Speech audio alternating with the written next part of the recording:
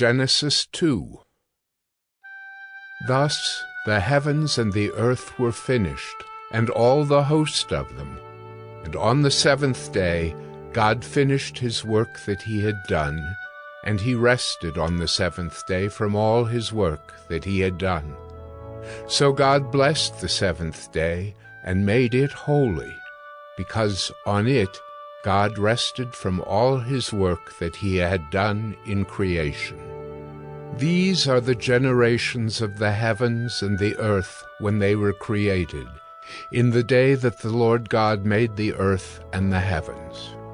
When no bush of the field was yet in the land, and no small plant of the field had yet sprung up, for the Lord God had not caused it to rain on the land, and there was no man to work the ground.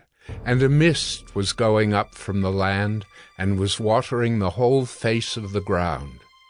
Then the Lord God formed the man of dust from the ground, and breathed into his nostrils the breath of life.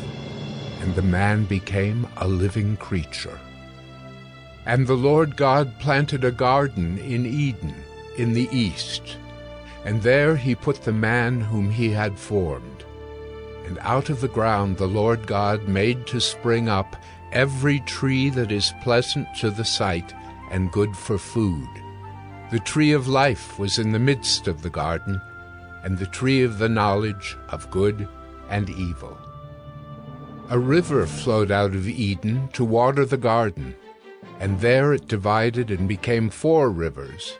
The name of the first is the Pishon. It is the one that flowed around the whole land of Havilah, where there is gold. And the gold of that land is good. Bdellium and onyx stone are there. The name of the second river is the Gihon. It is the one that flowed around the whole land of Cush. And the name of the third river is the Tigris, which flows east of Assyria. And the fourth river is the Euphrates. The Lord God took the man and put him in the Garden of Eden to work it and keep it. And the Lord God commanded the man, saying, You may surely eat of every tree of the garden, but of the tree of the knowledge of good and evil you shall not eat, for in the day that you eat of it you shall surely die. Then the Lord God said, It is not good that the man should be alone. I will make him a helper fit for him. Now out of the ground the Lord God had formed every beast of the field and every bird of the heavens, and brought them to the man, to see what he would call them. And whatever the man called every living creature, that was its name. The man gave names to all livestock, and to the birds of the heavens, and to every beast of the field. But for Adam there was not found a helper fit for him. So the Lord God caused a deep sleep to fall upon the man, and while he slept took one of his ribs and closed up its place with flesh.